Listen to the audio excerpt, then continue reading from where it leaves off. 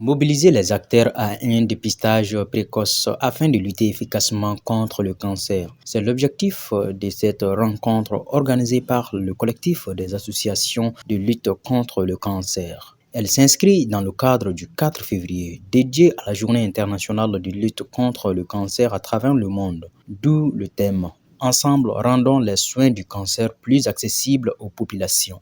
Notre rencontre de ce jour s'inscrit dans la nécessaire dynamique de mobilisation contre les cancers à travers une meilleure protection des populations contre le fléau. C'est ce qui explique le choix du thème « Ensemble, rendons les soins du cancer accessibles aux populations ». Cela est d'autant plus fondamental que l'accessibilité aux soins des cancers prédétermine les résultats de la lutte contre la pathologie. Notre combat est celui de garantir cette accessibilité par l'information, la sensibilisation ainsi que les plaidoyers lobbying.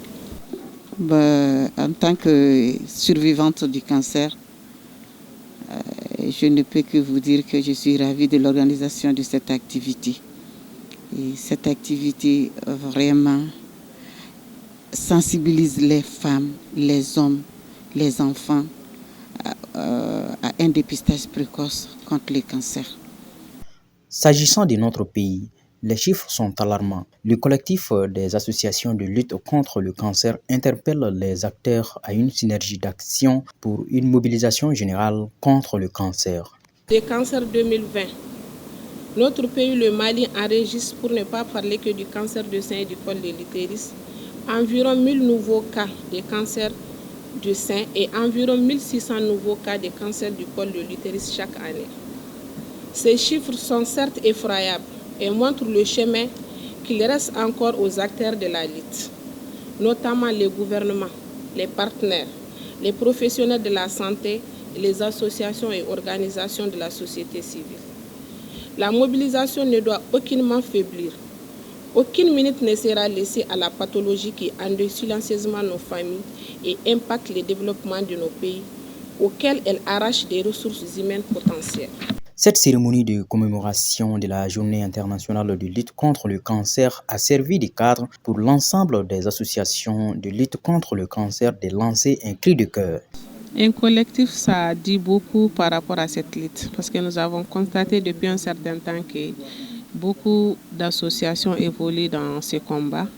Donc nous avons décidé à notre niveau d'unir ces associations en collectif pour qu'ensemble nous puissions impacter encore plus. Parce que la cause est noble, c'est la même cause, mais le faire en rang dispersé, peut-être les efforts seront vains. Donc nous avons décidé vraiment d'unir nos forces pour encore